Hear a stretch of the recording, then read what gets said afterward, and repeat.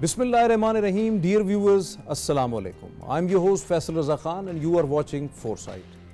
Viewers, as the Palestinian crisis intensifies, particularly the Gaza situation, so as the Yemeni rebels' attacks at the merchant ships and commercial vessels in Red Sea. Suez Canal offers the shortest possible route from Europe to Asia, while the Red Sea facilitates at least 12% of the global trade, 10% of the world oil, and at least 20% of the liquefied natural gas from this route. Viewers, particularly the area that is Bab al-Mandab, that is at least 29 to 30 kilometers and 18 kilometers wide from its narrowest point. That's why it is vulnerable to attacks. As a result, in the Red Sea crisis, international shipping hampered. Routes changed from the Red Sea, from Suez Canal to Africa's Cape of Good Hopes.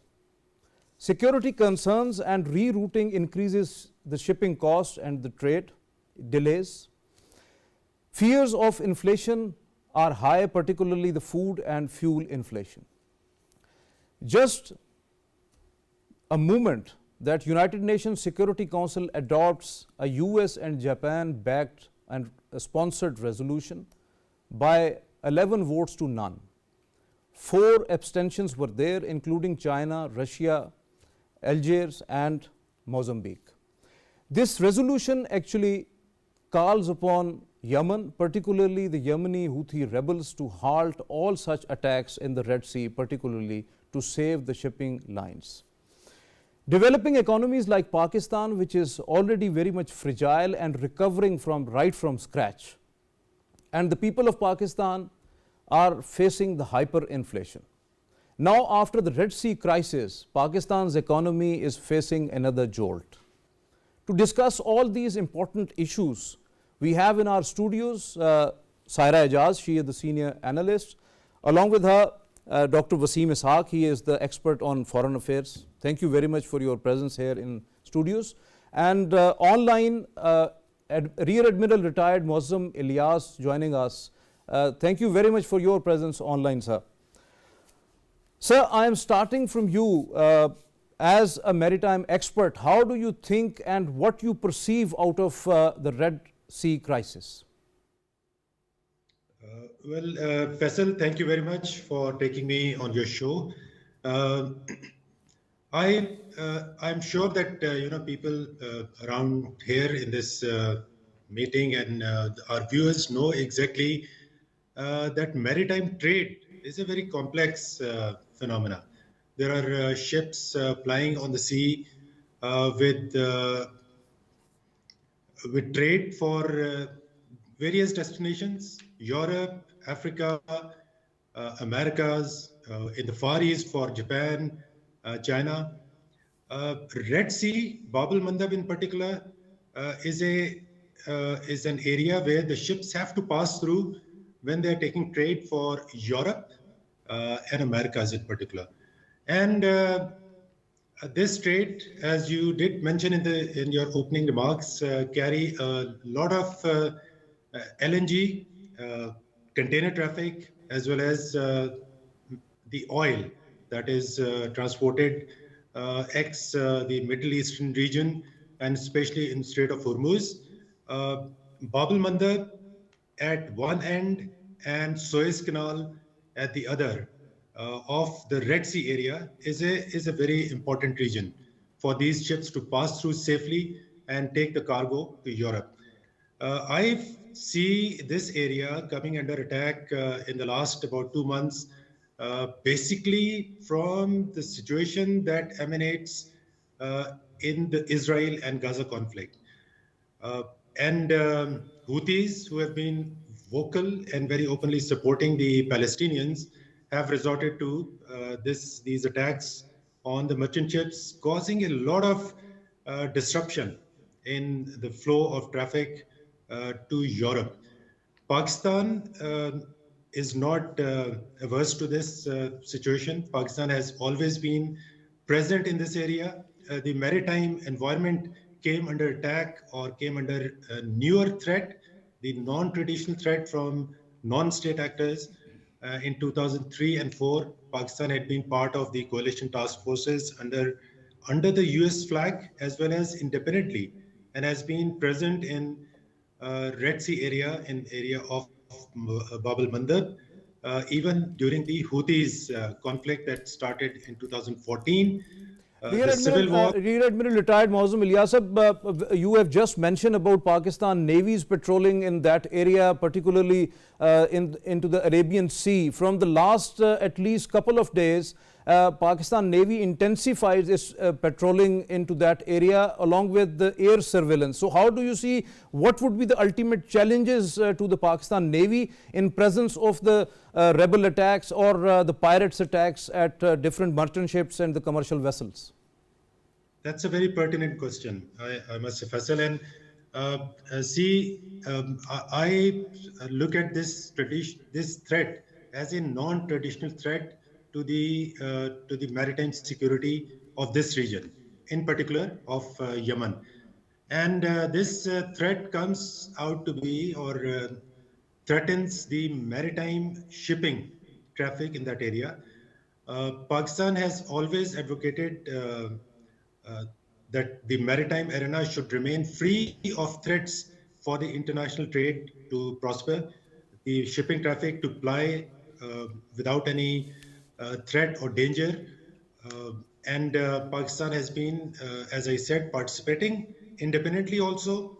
And but having said that, non-traditional threat like drones can pose serious danger and threat to the aircraft which are operating in those areas.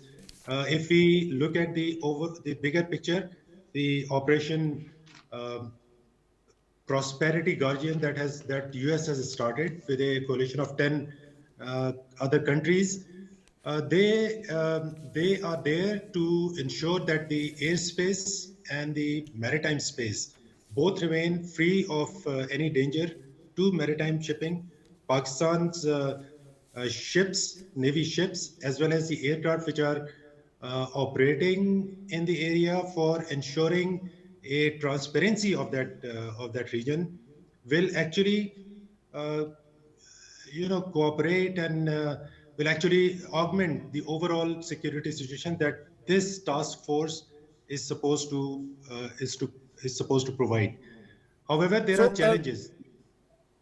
Okay, Rear Admiral Moazzam Ilyas, when we are talking about Pakistan's maritime obligations, you have just mentioned about a new coalition under United States. So whether Pakistan is the part of it, or when Pakistan independently patrolling into the maritime sphere, do you think that this is enough, what the challenges are? Well, Pakistan is currently not part of this coalition, and Pakistan has always maintained that its warships and its forces will not be used and pitched against any Muslim country in the region. Even in 2003 and 4, when we joined the coalition forces, our stance was that we will maintain neutrality when it comes to the regional Muslim countries and their ships. So Pakistan will be operating independently, and as I said, there are challenges to this operation and challenges to maintaining that peace in that region, because when you, as a task force, when you bring in the ships in a convoy to pass through safely within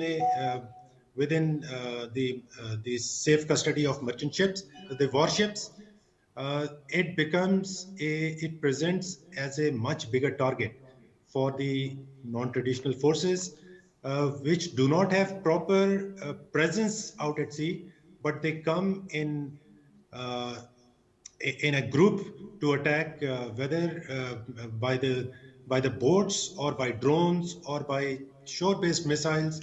The convoys of merchant ships present a much bigger target. I personally feel that for Pakistan and for the international community, the main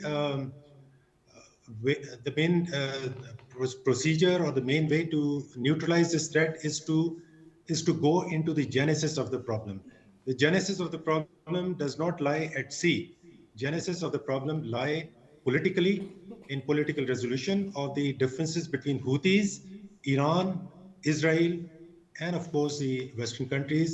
And having said that, I think the whole situation cannot be divorced from the Ukraine war, as a result of which the European countries have distanced themselves from the Russian gas and oil, and they have started their dependence on the Middle Eastern oil, which has to pass through this region, which has to pass through Suez Canal and Bab el-Mandab to reach the European countries.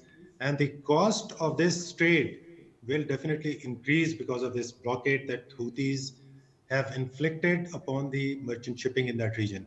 So there is your point well taken. Your point well taken, Dr. Waseem. When we are talking about, as Rear Admiral retired Moazzam Ilyas said, we are taking his point, and that is very valid. That the Red Sea crisis emanating from the Palestinian crisis, along with the Iran-US rivalry, then there is a Yemen crisis, and there is totally a peace process which was halted now in Yemen. That was going on earlier. So there are lots of issues which are pertaining, and now they are multiplied, the different crises, including the Red Sea. How do you see it? From my perspective, as Admiral Saab was highlighting, that we have been part of combined task forces 150 and 151. Yes. At that time, it was mainly against the Somali pirates. They were trying to disrupt the sea lines of communication. But this time, situation is absolutely different. We are actually witnessing something which has hardly happened before, that is the ideological and religious motivation of Houthis in support of Gaza conflict. So this is a very, very different sort of argument which they are building now. And unfortunately, we have seen the way that Israel has conducted its war on Gaza, its incursion in Syria and Lebanon are actually too dangerous. Your point is that it is an indirect escalation which is now there in Red Sea because of the Gaza crisis. As an effect of whatever is happening in Gaza. But since Israel is a powerful country, these cannot actually face them in a traditional conventional mode. So therefore, they have now started adopting a protracted low intensity conflict sort of thing. And the biggest thing which can do is hurting their economy and hurting all those ships which are actually destined for the Israeli locations. So in that context, we are now facing a very different situation which is quite challenging, because it is not only that you have to save them from pirates. How can you stop a nation which is actually destroying the Muslim community in Gaza? They are trying to do same thing in Lebanon and Syria, and then the Secretary of State moving around and putting a pressure on the other countries not to escalate. So this is a very different sort of dilemma. So this is the decision dilemma actually at the part of the great powers, and also the way the Gaza war has been conducted. But unfortunately, what we have seen, that everything is being actually labeled on Iran, that Irani-backed Houthis are doing this, whereas Houthis... This is very unfortunate. Yes. Houthis have time and again said that it is our own decision as an independent sovereign country in support of people in Gaza. So I would like to substantiate whatever Admiral Saab has said, that it is hardly a security issue on the sea lines of communication. It is a bigger strategic level political issue, which has to, the lines have to be drawn again against those political issues and strategic issues which have to be settled to make sure that these lines of communication becomes open and safe. However, there are many challenges for, as we have been part of, we have not been part of any task force, which the recently formed task force by the United States. So therefore, as we are doing it in our own waters, there are chances of miscalculation and there are chances of misinterpretation. So therefore, now we have, previously we used to have one unified command. We don't have any such sort of arrangements now. It will certainly going to create certain challenges for our own maritime security and our own sea lines of communication. So therefore, we have to be very pragmatic and very diplomatic in handling these issues, because it's not a purely security matter. Because definitely these are very delicate issues and we have to tackle them with true authority and have knowledge of that issue as well. So Saira, we are talking about the Gaza situation. Do you think that now Gaza crisis took roots internationally as the shipping from the Red Sea became a nightmare? Yes, there is a need to contextualize all these developments, and I guess what is going on is the projection of what is going on in the entire Middle East, and particularly the ferocious and unjust and inhuman act of Israel on Gaza. And definitely there is no doubt about it that this is all, it's not a matter of global shipping lanes. It is a bigger picture, and as the time will fold, we will see that there will be more such developments will occur, and I guess there is a need to address these issues at the earliest possible. Let's see, you mentioned in your intro that there is all the giant shipping firms have rerouted their even vessels. even diverted, yes. And Maersk even stopped halted their vessels to move to cross from Suez Canal. There will be repercussions for it. The developing countries are already suffering from food insecurity due to Ukraine and Russia war. We are going there, but first of all, we are just discussing about the overall situation, that why this is happening in Red Sea. Because of this entire unrest in the region of Middle East, it is all because of Palestinian and Israeli war. There is no doubt about it. All the concerned neighbors, all the concerned states, they are doing their, as I totally agree with Dr. Waseem, that they cannot compete with Israel in conventional way. So they will adopt all other ways to stop this war, to take their revenge, to be heard on international level. Now the entire responsibility is on the West, is on the global superpowers. The international peace and security is needed, is urgent. Absolutely, Saira, your point well taken. Rear Admiral retired Moazzam Ilyas, when we are talking about the Gaza crisis, unfortunately that was started right early November. At mid of November, the Houthis, the Yemeni rebels started attacks on different ships, and they are just even seizing different ships to their ports. Do you think that international media is reporting that this crisis will prolong as the Gaza crisis? So do you think that there are repercussions for Pakistan, its trade, its shipping? How do you perceive it? Well, yes, definitely Pakistan, because it is located at a very important location, geostrategic location in the Indian Ocean. Pakistan's sea lines of communication that comes mainly from the Middle East, but a lot of Pakistan's trade also is coming from the West, and our exports mainly pass through the same region, which is Bab al-Mandab, as I said, and the Red Sea region. Bab al-Mandab, I'd like to draw your attention to the geographical location of Yemen, and in particular, Bab al-Mandab. Bab al-Mandab is a bottleneck. I was coming to that straight, because that is the choke point basically, if you just elaborate on that, because that is a very narrow area, at least 30 kilometers in between, that is 30 kilometers wide. So this is a very important area. Please go on that. Yeah, I was just trying to highlight the importance of that region, that area. In particular, it is actually a bottleneck for all sea lines of communication that emanate from anywhere in the world, in particular the Strait of Hormuz, and going towards Europe. Every ship that goes towards Europe has to pass through that narrow strip, which is Bab al-Mandab, and then of course pass through Red Sea and over to Suez Canal and then to Mediterranean.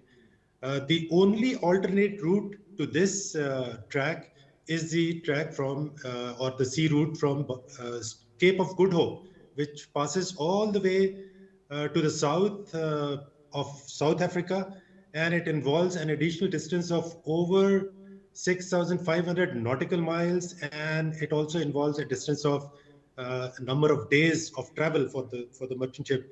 So it all actually amounts to extra cost for the shipping that will be paid either in terms of the consumer market by the consumers, or they have to be paid by the shipping, which will increase the cost of the trade.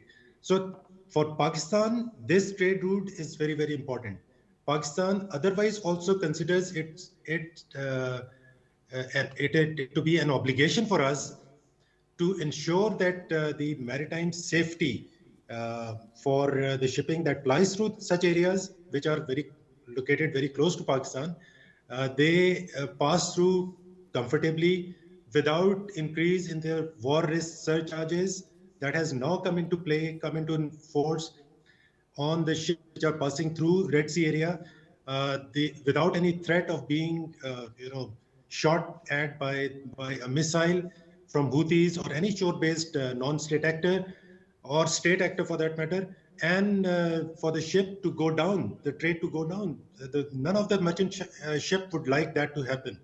Pakistan considers it as one of our responsibility, both for the international shipping and for the trade that comes to and from Pakistan from that route. So for Pakistan, it is very, very important that this route or any threat to that route is neutralized, be it on shore or offshore. So for that, Rear Admiral retired Moazzam Ilyas, when you have just mentioned about that there is a cost of any sort of any such attack on any merchant ship or oil tanker or any other vessel in the sea. So now the situation is that because of the Red Sea crisis and rerouting of the merchant ships and vessels from the Cape of Good Hope you have just mentioned, shipping cost increase, container cost increase, fuel efficiency is not there because the additional fuel required for the at least 3 to 4 weeks journey. So rest of that is that now Pakistan is feeling it difficult to have imports and exports to its destination. Then when if the goods coming to Pakistan, it means that they are going to be costly and inflation is going to be rise. So do you think that economy like Pakistan, which is just recovering right from scratch, would be another jolt for that? Yes, I think the simplest answer to this question is that yes, our economy will be deeply impacted by the rise in the trade costs and the war risk surcharge that will be imposed on the ships. I'm sure you would be aware that at the moment, in the last about a month, the war risk surcharge has increased to 10 times as much on the merchant ships, which is normally 0.07% or 0.08% of the cost of the ship, which has now gone up by 10 times. And it has now been, I think, about close to about 1% of the ship's cost, which will make it very difficult for poor economies like Pakistan. Pakistan is dependent on our trade at sea, and Pakistan Navy has a very important role to play in that, and that is exactly why Pakistan Navy has deployed its warships and the aircraft for surveillance, for operations against those threats which are operating at sea, so that our economy is not hampered. But there are challenges. Pakistan Navy is ready to face those challenges. It has, taken into account all those challenges, and it will definitely put in its best effort to put our economy, which is fledgling at best at the moment, and put it on the right path. But there are definitely very big challenges for Pakistan's economy. Thank you very much, Rear Admiral retired Moazzam Ilyas, for being with us and for your candid views on a very important topic. Thank you very much for that. Dr. Waseem, when we are talking about this Red Sea crisis, just recently United Nations Security Council passed a resolution which was actually sponsored by United States and Japan.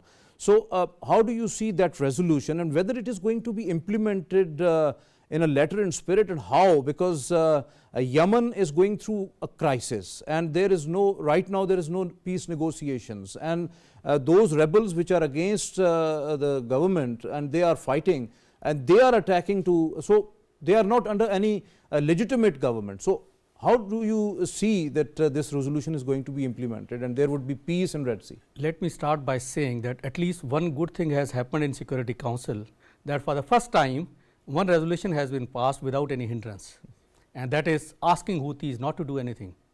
One, Houthis, and it was the resolution tabled by United States. Earlier, United States was vetoing the resolution which was related to the Gaza ceasefire. Okay. Then secondly, the Houthis government is not recognized as a legitimate government by all those great powers. So virtually from their perspective, they are the non-state actors. And what the terminology is being used, that the Houthis being supported by Iran as non-state actors, as Iran's proxies. So this is a very complex situation. The Security Council resolution is not a binding on non-state actors, and if they were so good state actors, so they would not have been doing all this. But again, fact of the matter is that we are gradually moving towards escalation of situation by default. If Houthis attacks grow, and if they have some sort of clash with the US joint task force, then if we have some sort of escalation from Hezbollah because their leaders since last 2 days are being killed, and what if Iran also tries to exploit the Syrian border, which is of course on the card. So therefore, we are actually facing a very difficult scenario. Unfortunately, neither the Israeli government nor any diplomat from the United States or other great powers have ever tried to look at the big picture from these perspectives. They are just trying to pressurize the main stakeholders not to escalate, while unable to stop Israel for actually trying to contain the Israeli attacks onto those countries.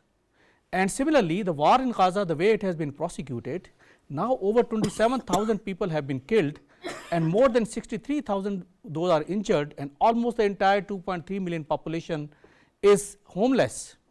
There are food security issues, there are otherwise security issues, poverty has gone to 100%, and we do not see any solution coming in sight. So what is happening? The non-state actors, as we have witnessed in last 20 years of war on terrorism, gradually they are starting to appear, and Houthis attacks is one such example.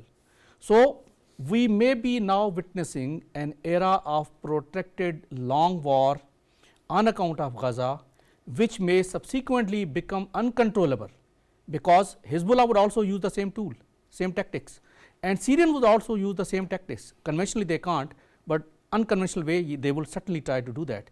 And if this conflict is prolonged, so will be its effect on Suez Canal as well as Red Sea. While Pakistan not being part of that, we are just trying to safeguard our sea lines of communication, but certainly it will have some sort of ripple effect. If some distress call is received by our Navy while safeguarding and remaining in our own territorial waters, they have to respond. Once they respond, and any sort of miscalculation by Houthis in that context would certainly jeopardize our national security. So we are facing a very, very complex situation, and the times and days to come would certainly dictate which way the things would go. Then this demands a highly pragmatic approach and highly constructive diplomatic engagement by us at all levels, with the countries concerned, with a wider GCC, with Iran separately, and all the OIC, using the OIC platform, all the relevant countries of MENA region. So thank you very much, your point well taken. Brigadier Hamid, Rashid, Malilk is with us online. Most welcome to you, sir. Brigadier Hamid, what you think about, as Dr. Waseem said, that this Red Sea crisis will prolong as the situation of the Gaza region and Palestinian region is going to be escalated? I will like to agree with it, and would like to add that this our fiasco was created by actually Israel invasion on Gaza, and also the killing of innocent Palestinians, and the very lukewarm response shown by the international community. Now just see the double standards, that when it was the resolution, the Security Council resolutions for ceasefire in Gaza, there was always veto by US, and there was no, I think, practical steps taken by UN or by the UN Security Council. But when it comes against the Houthi, and we say straight away, the resolution has been approved, though there was some absentia by Russia and China, but still there was no veto by other nations. and now the world has to take some action against the Houthis. But here, an important point and a strategic thought is that the double standard of the US, of the international community, is very evident. Though this all fiasco in Red Sea and the blockade of the trade routes will going to affect the world and global economy, it will also affect the littoral states in the Indian Ocean also. And Pakistan has a very frail economy, and at the same time, we just got a sigh of relief from balance of trade. And all these steps, especially the irresponsible attacks by the Houthis on the commercial vessels and on the commercial ships, I think these are uncalled for. And it will go against strategically for Gaza as well as for Iran as Houthis, because they need to understand that though they are taken as an irresponsible state, but at the same time, such irresponsible acts will attract a lot of retribution by the international community against them. So, Brigadier Retired Hamid, what you think about, what you perceive out of Red Sea crisis as the shipping is halted, hampered, trade is hampered. The problem is that Pakistani traders, exporters and importers even, they are feeling the heat of this crisis, that there are fears that inflation is going to rise once again. So how do you see, as Pakistani people are already facing the hyperinflation? You are very right, Faisal, that Pakistan, being a weak economy, will have more pressure being observed and also experienced. And here, 2-3 aspects which must be understood by the all, that now the alternate trade route from Asia to Europe is available, though it will be costly, that they will have to spend about $5,000 US per each 50-feet container. And at the same time, it will also increase the, I think, their delivery time by 10 to 15 days. But still, they can have that luxury to afford it because they are big economies and they can bear the pressure more. But in case of Pakistan, I think the pressure would be unbearable. And especially when we have just taken off for the revival of economy, such impediments are going to again put a lot of pressure on our foreign reserves as well as on our economy. You are very right that our importers and exporters are feeling the pressure because in the Indian Ocean, also in the north, as the Americans have focused toward the Red Sea, the Somali pirates are again active. And what we have seen in the recent week or so, that Indian claim that one of the ship was attacked by the Somalis and they rescued that ship. But that threat is there. And Pakistan Navy has, I think, taken a very prudent step of stationing its ships in the international waters to ensure that they not only safeguard the international waters and commercial vessels, but they also ensure that Pakistan sea line of communication are safe. But in case of surcharge, I think the prices of our imports are going too high, and at the same time, our exports will also have a downfall. Your point well taken, Brigadier Sahib. Saira, when we are talking about Pakistan's trade, especially in terms of GSP plus, Pakistan has the destined markets are the European Union and United States particularly. So Suez Canal is one of the very lucrative place from where we can have the very shortened trade routes. So when it is halted, when the Red Sea trade is halted, how it is going to impact Pakistan, particularly these two important markets for Pakistani exports? Yeah, actually Pakistan's economy is heavily dependent on raw materials. And in this connected world, the points like Suez Canal, Bab al-Mahrab and all these are very crucial. Already we have very little points within the seas for these sea trade. And I think we all are discussing the same thing, that it will have a very high cost and it will cost us much. Zooming in on Pakistan's economy, it will further, the entire, already we are suffering from high inflation. Our economy is still in doldrums, it's not recovered, and the entire cost will pass on to the consumers. And I would also like to add it here when you mentioned about the rerouting of the vessels and the trade routes, it will cost more time, it will cost more time, it will cost them more money. We have to look at this non-traditional security threat, that this humanitarian threat to the entire humanity. Just imagine, more fuel will consume, more emissions will, and already this entire world and particularly countries like us are victims of the climate change. When more emissions will be there will be more greenhouse gas effects will be there. So I think there is it's not a ordinary thing, and it will escalate further. It is one development, and as I mentioned earlier, just new developments will occur, and there is an urgent need to address this issue at political and strategic level. And in this, our preparation, our diplomatic efforts, our political efforts, our the maintenance and the maritime security by the Pakistan Navy, which they are doing their best, is even more crucial than ever before. Saira, your point well taken. Dr. Waseem, as Saira said about what do you perceive on that? As for Pakistan, European Union and United States is the core market when we are talking about Pakistan's exports.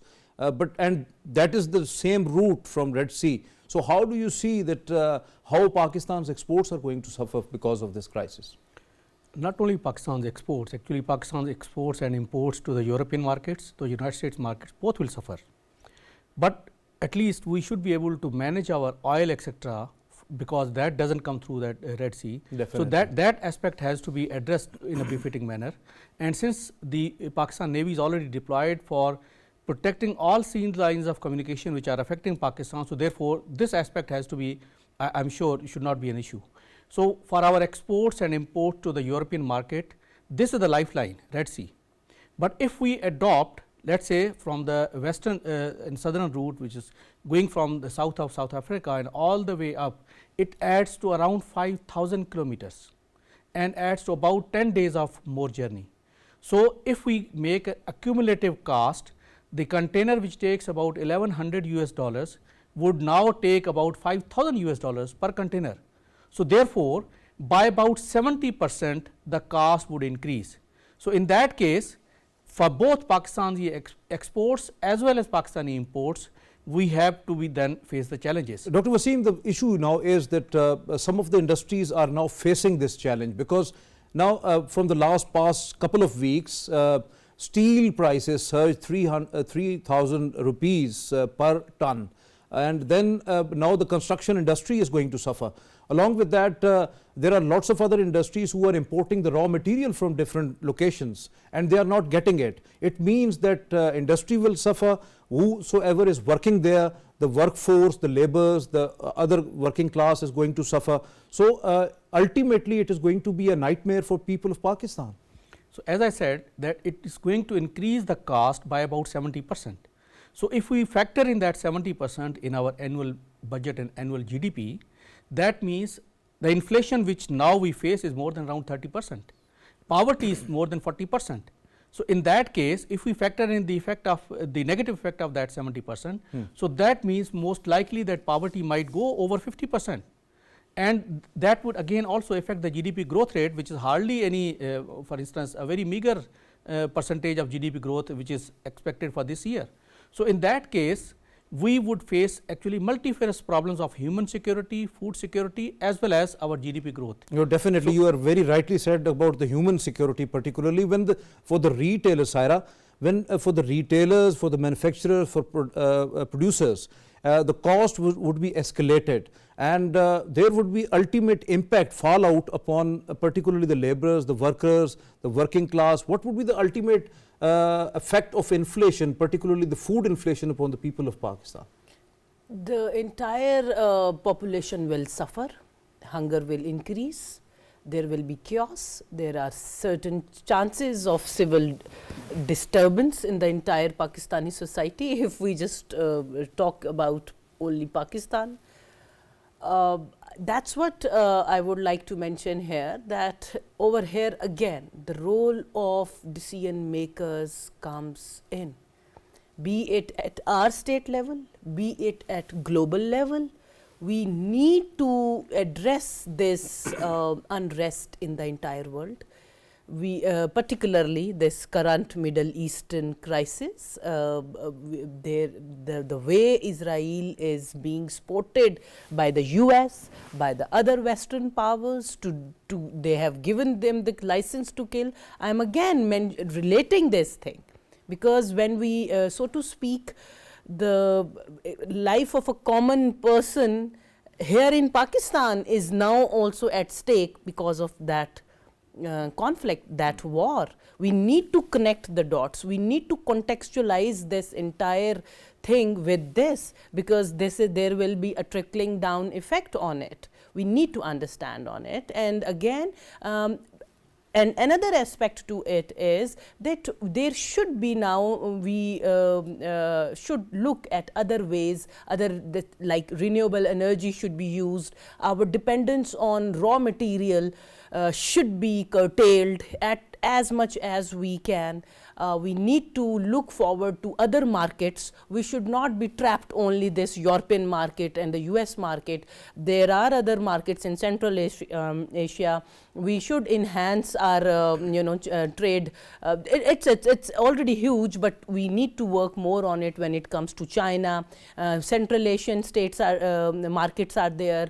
MENA, Dr. Waseem mentioned, is there. We should engage those markets. We should open up to those markets as well.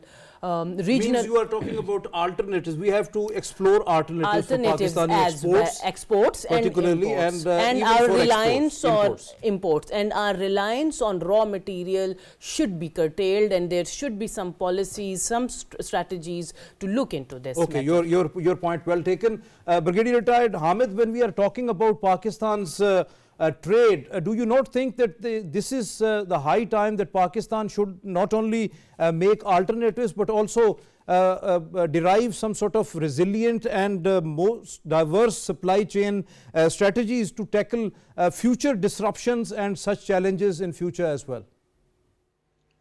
Surely now, because we have been discussing about trade improvement and how diversify our trade as well as our partners are concerned, as well as our markets are concerned. And I think this is now a high time that, because we are one of the sufferers of this all blockade in the Red Sea, and also our exports to US and as well as Europe is concerned, though we are not that dependent for imports from those countries, but as these are mostly the luxury items, but as far as our exports is concerned, and you also very correctly highlighted, because of industry, our lot of, I think, population is also dependent of jobs in those industry, and especially the garments as well as the hoses concerned. And those industries has been badly affected because of this blockade in the Red Sea.